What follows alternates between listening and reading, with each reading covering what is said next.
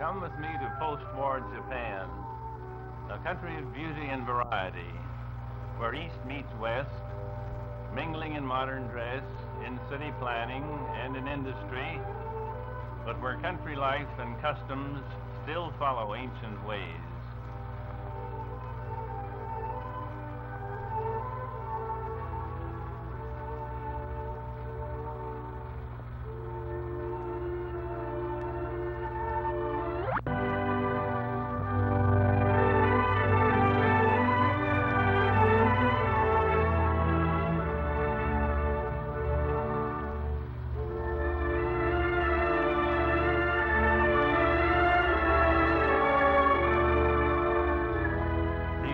Gardens lie about the Kanaya Hotel near the shrine of Nikko.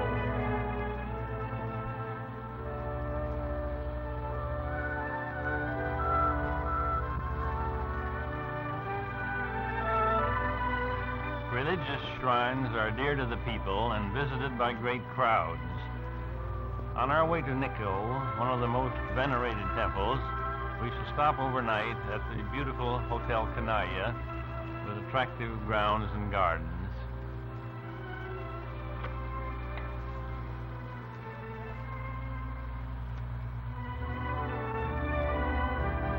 A popular saying among the Japanese is, do not use the word sublime until you have seen Nikko, expressing their admiration for this 320-year-old Shinto temple.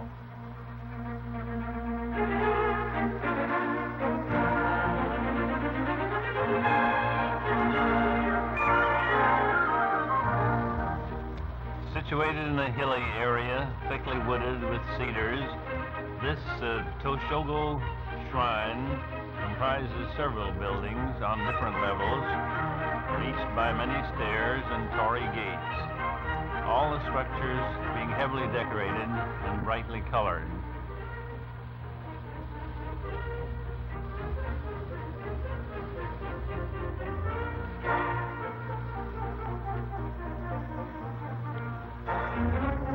One bit of decoration on the wall of the sacred stable shows these original three wise monkeys. See no evil, hear no evil, speak no evil.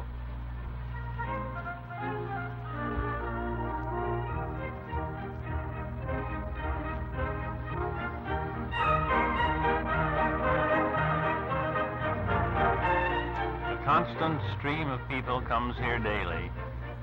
And in addition to it being a must for all tourists, the school children are conducted to the shrine in droves, as they are to all the temples and historic spots.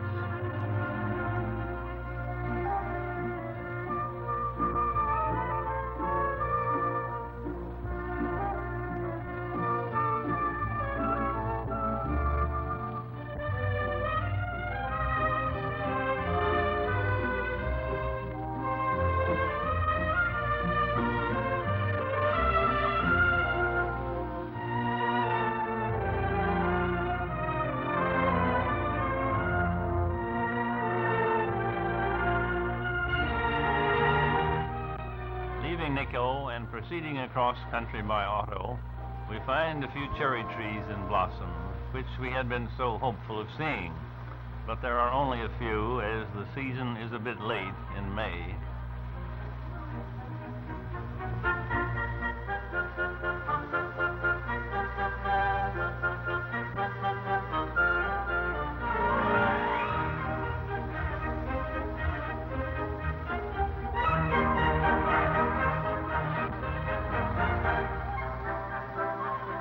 This charming little Hodo waterfall takes our attention briefly, and we meet some native young folks out on an outing, and a couple with a cute baby.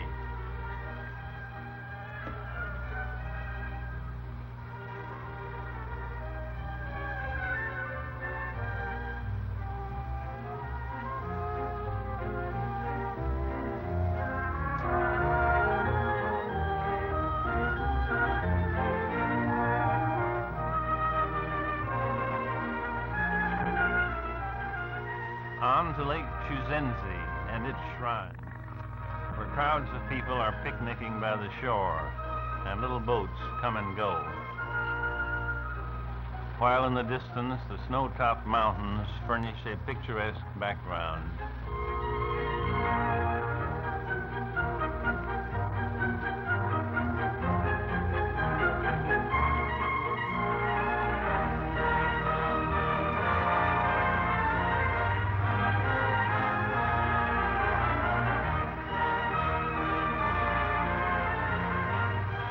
Children are in the great majority here, and as everywhere, they are happy and good-natured and notably well behaved.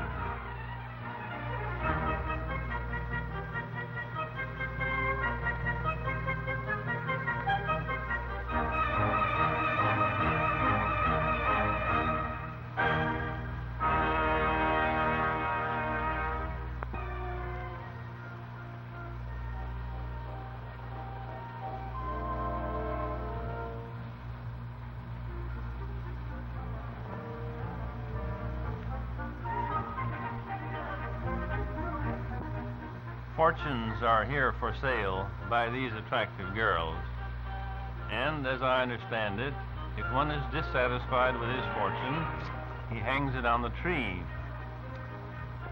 By the appearance of things, many a fortune is less than satisfactory.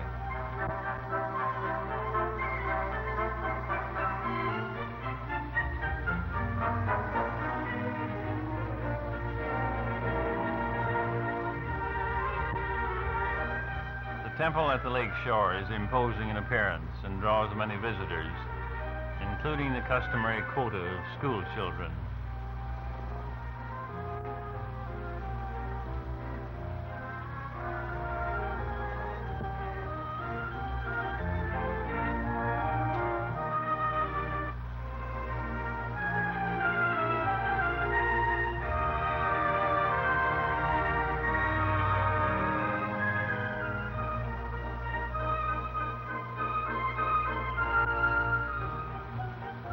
Here a final peek at cherry blossoms against an azure sky and the lake background, and an accommodating native woman to model for us.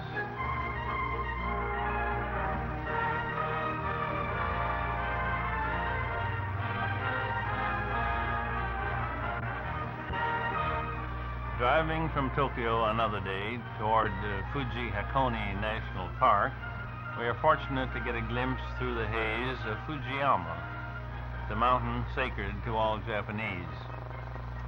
The perfect cone of this extinct volcano is crowned with eternal snows and visible on a fine day for miles about. But unfortunately, such fine days are rare, and many visitors are disappointing and fail to see Fuji at all. Intensive culture of the land is imperative, as 85% of the country of Japan is mountainous, and the remaining 15% must attempt to feed the more than 80 million population.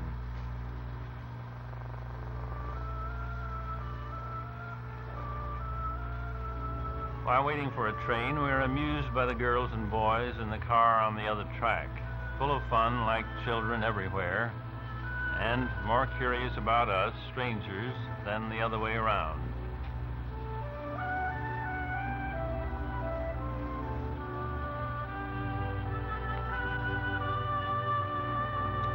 The dumpy, round-faced girls are typical of the Japanese country women.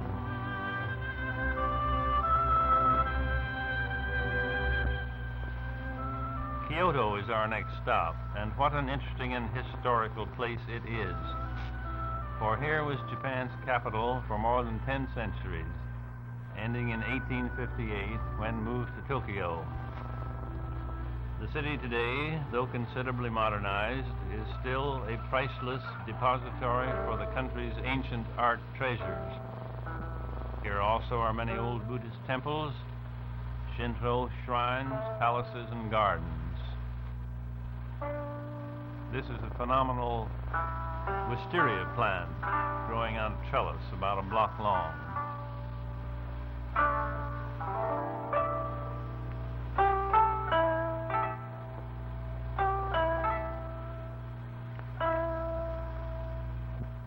The kimonos are more prevalent here for the women's garb, and the customs are more traditional.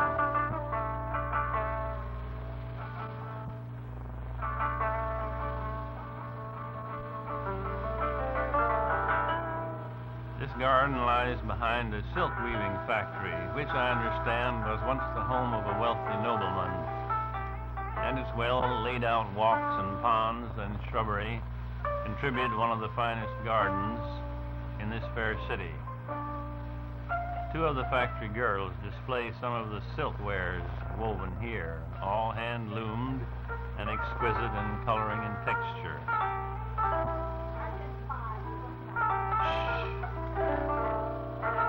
In the ponds are enormous goldfish and carp, for which the Japanese are famous, and our little friend poses feeding them.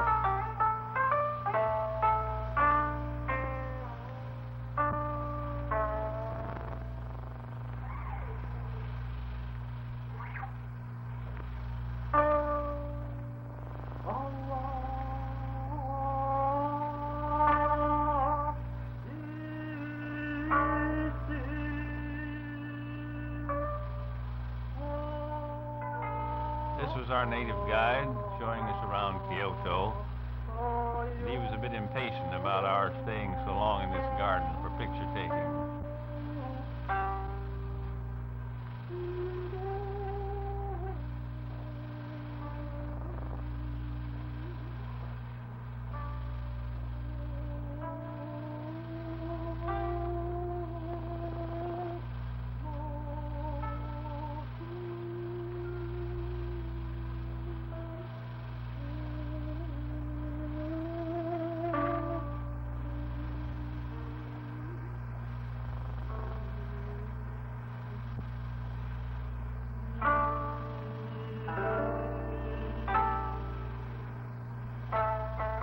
Walking toward us are not three little maids from school, as occur in Gilbert and Sullivan's Mikado, but some trim airline hostesses.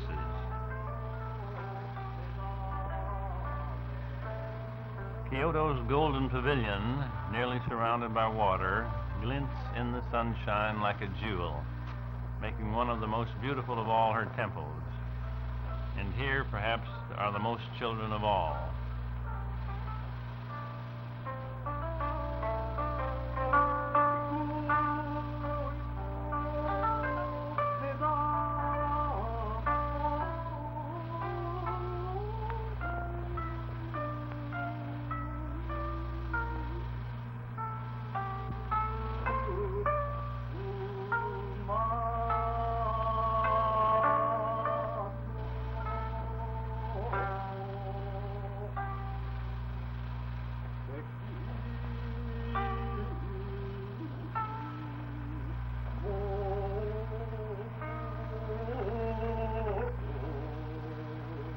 These children walk in columns 2 by 2, led by teachers or older girl and boy guides.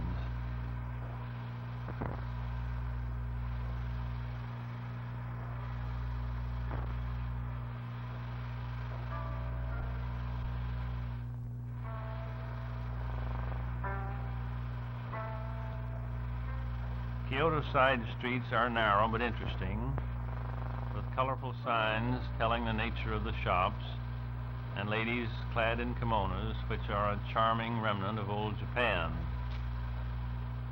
What a pity that in Tokyo and the other metropolitan centers, the kimonos are giving way so much to Western dress.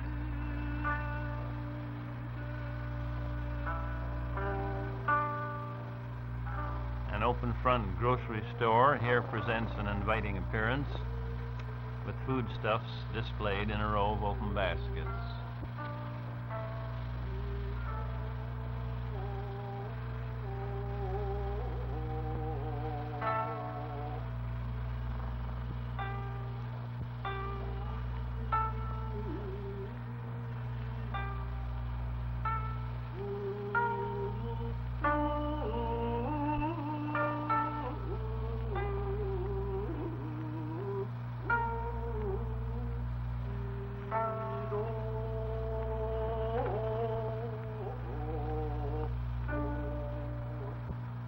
Should you need a shoe shine, you will find both men and women plying that trade on the sidewalks, where they sit on little mats all day long, doing an excellent job at a fraction of American prices. Among the great temples, the Toidiji Shrine at Nara stands out as the tallest, housing the largest statue of Buddha in all the world. This colossal image of bronze stands, or rather sits, 55.5 feet tall and weighs nearly 500 tons.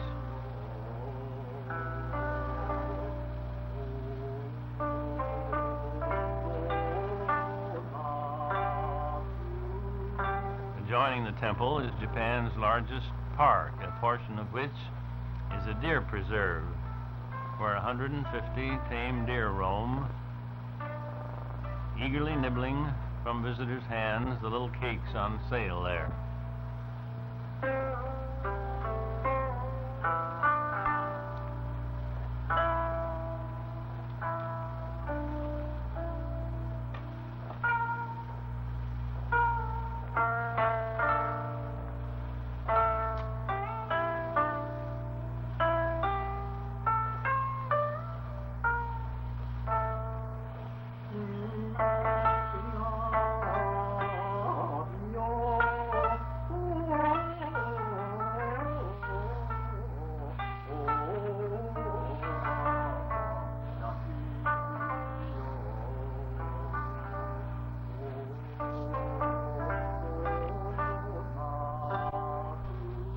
And this lane of antique stone lanterns, we are told, contains 1,500 of these art objects.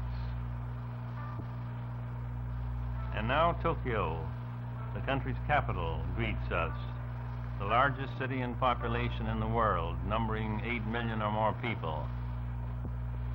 This city was destroyed in World War II to the extent of 80%, but has risen from its ashes in the intervening 14 years to become a metropolitan miracle, a monument to the industry and determination of its citizens.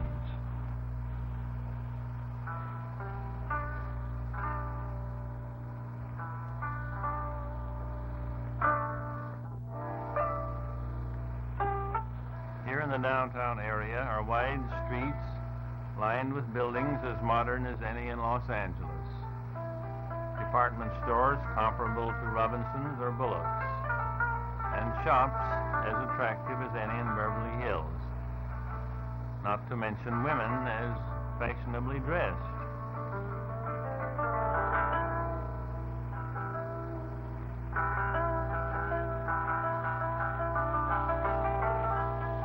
And the street traffic of buses, trucks, automobiles, and streetcars just as busy as 7th and Broadway.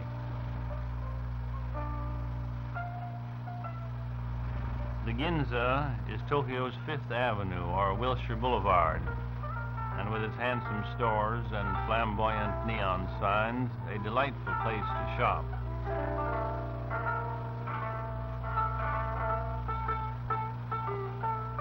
Atop one of Ginza's big department stores, we find this roof garden with free entertainment for the crowd, a sort of Bergen Charlie McCarthy act, delighting young and old.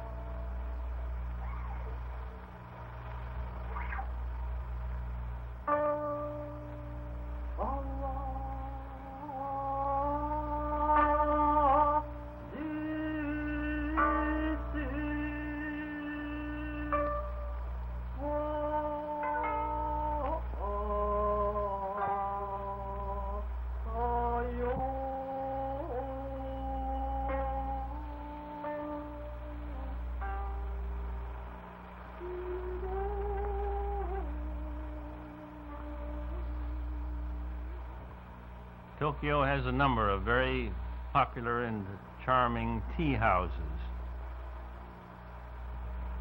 Several of them are built in the form of one gallery over another with a central open well. And in this central well is an orchestra playing. This display of food in a restaurant window is typical of most of the restaurants, showing the menu available.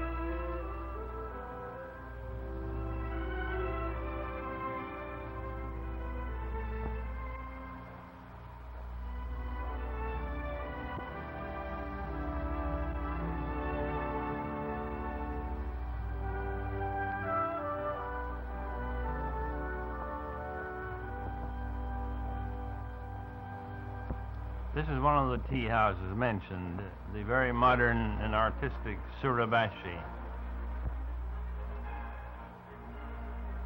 The orchestra mentioned, which plays in the center pit, goes up and down by elevator to the different levels. They play semi-classical and classical Occidental music, and it is a very excellent orchestra.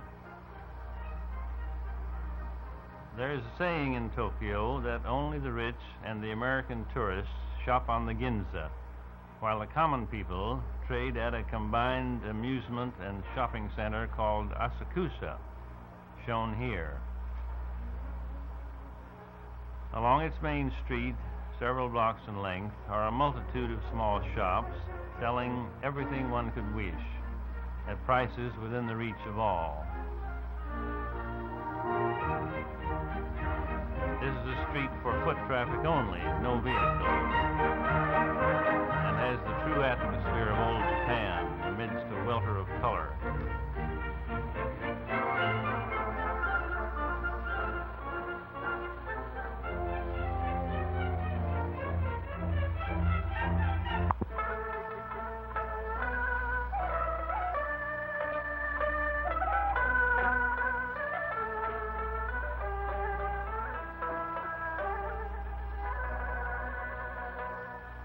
The number of plastic objects on sale and toys is amazing and lend great color to the scene.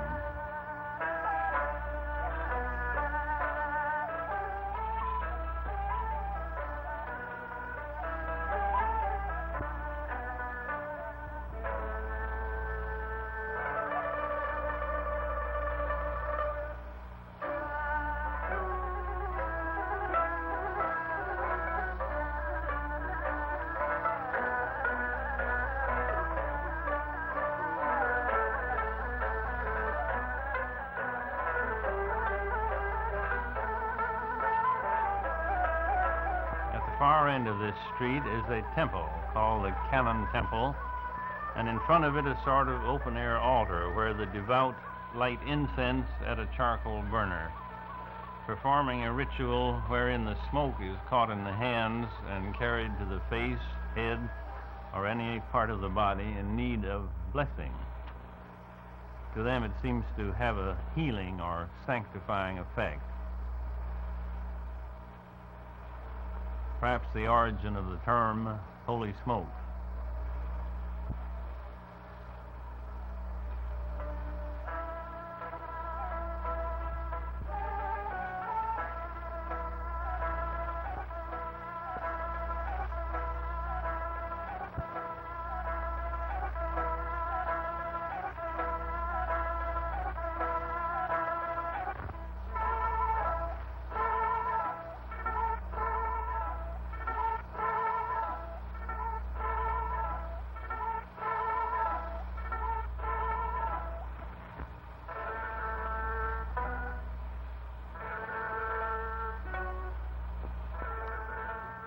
This is the spring festival season, at which time crowds of noisy young men swarm along the streets, bearing aloft something like altars, all brightly decorated and hung with banners.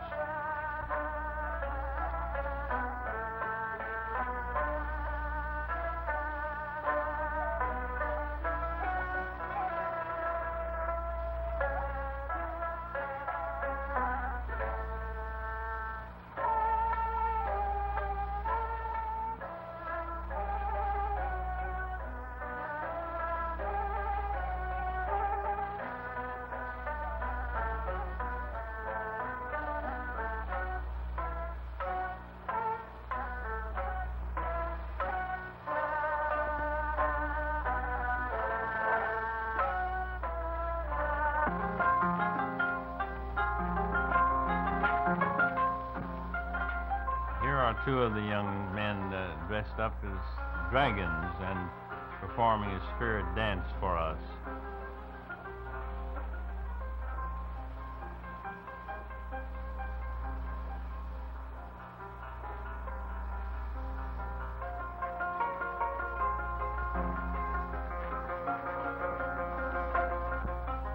Returning to the farming activities of the country, let us look for a moment at rice culture, which furnishes the main staple of Japanese diet, along with fish. Rice is sprouted in boxes of earth, then transplanted stalk by tiny stalk into prepared beds underwater, requiring endless hours of back-breaking toil by men and women alike.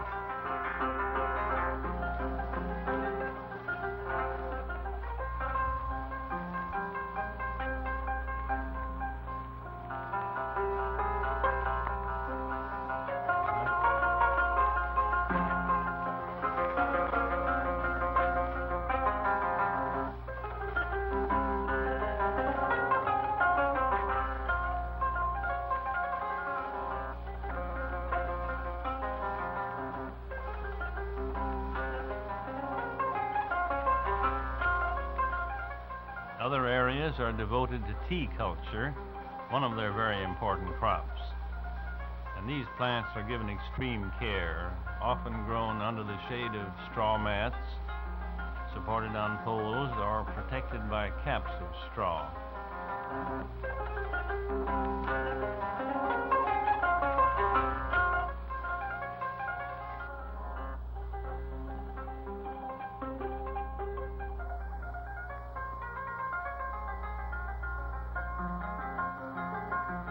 We find women busily picking tea leaves, collecting them in baskets.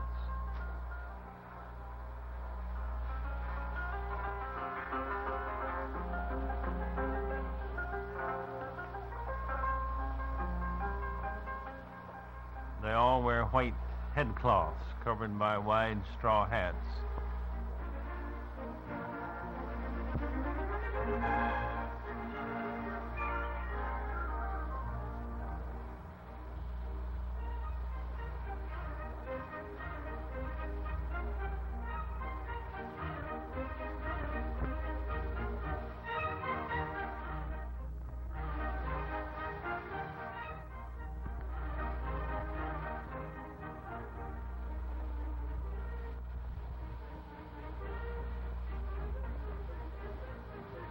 They seem much amused at the funny tourists who want to take their pictures.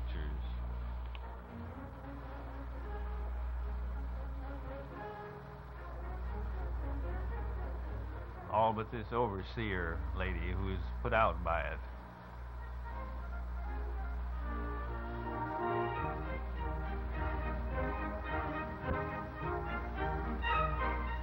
You have all heard of cultured pearls. Well, Japan is the place whence they come. And Mikimoto, the pioneer of the industry and largest producer. Visiting his Pearl Island on a rainy day, we take pictures under difficulties of the girls who dive for oysters. They are all in their late teens and more skilled swimmers and divers, apparently, than the boys at this work. Each girl enters the water with a wooden tub into which she throws the oysters brought up from the sea bottom.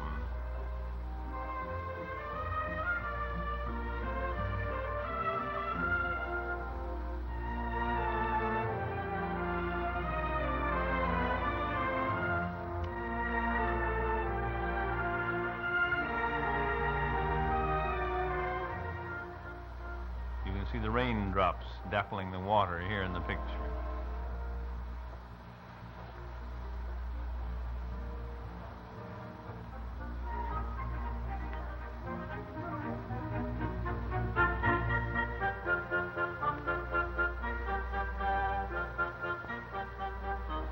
The oysters are taken ashore into the processing sheds, where they are opened and put in a piece of mother of pearl called a seed. Then they are placed in buckets and let down into the water again and kept for 3 to 5 years, during which time the pearls form.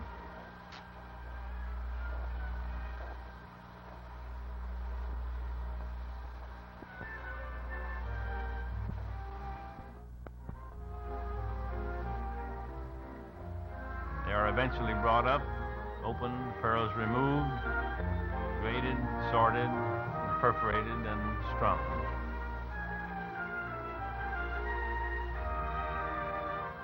Nagoya is our next city to visit, third in size after Tokyo and Yokohama.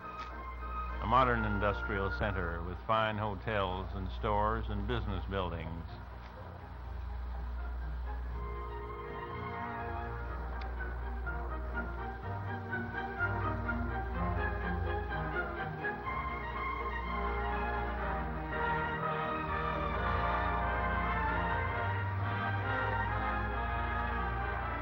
We see the native population hurrying about their affairs or lining up, as here, to wait patiently for streetcars.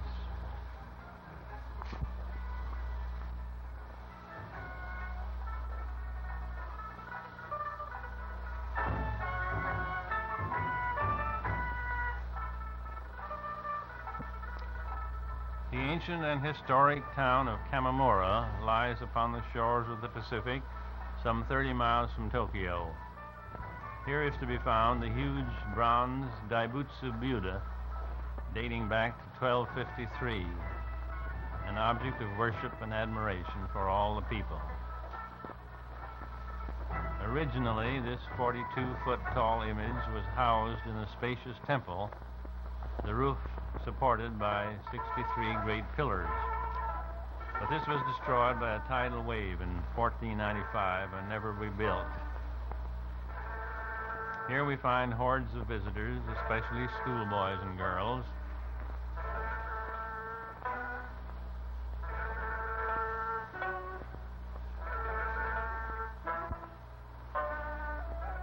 A more camera-toting crowd you never saw anywhere. Nearly every student carries a camera. And little chaps of 8 or 10 are avid in pursuit of the photographic art.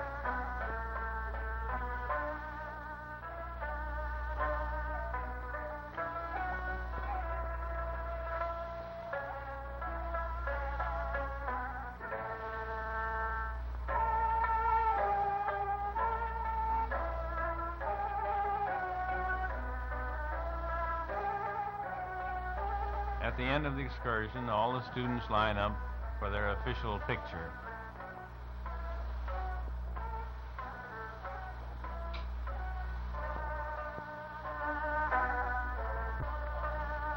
This is sumo wrestling, or properly called smo, an ancient and honorable sport. Great elimination contests are held several times a year, drawing great crowds and being televised over the country.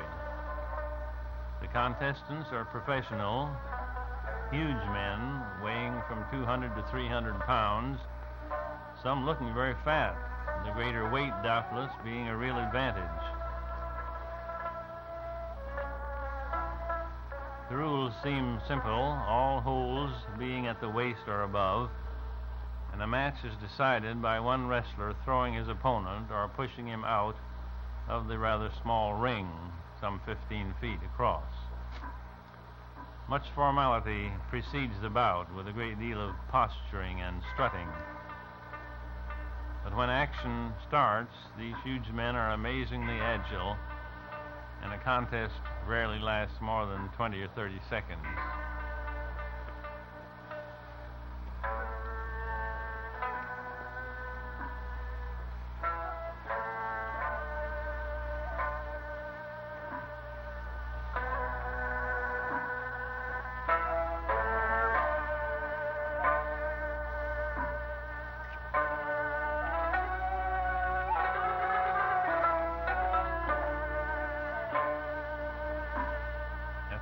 about, the official, very dignified, comes in with his fan and indicates the winner. No trip to Tokyo would be complete without a visit to the theaters, perhaps a kabuki house where are performed the ancient classical dramas,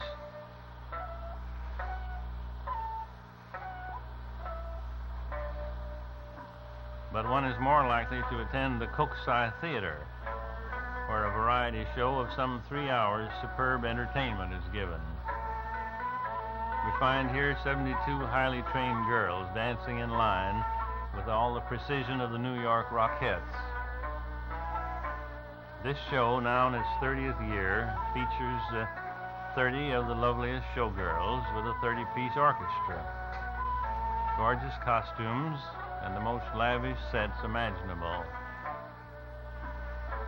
After the precision dancers comes a cherry blossom festival, followed by a ballet,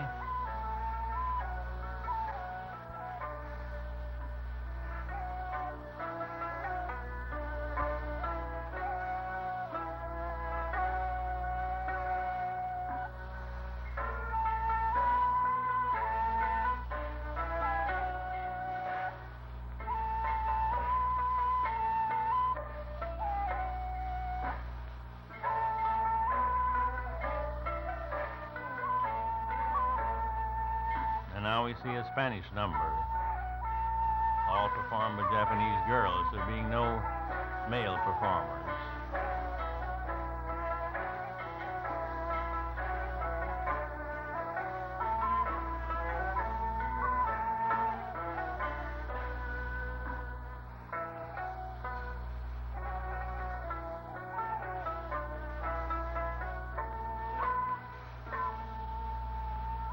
As a finale, we find a group of Cupies exploring the universe, dancing gaily about.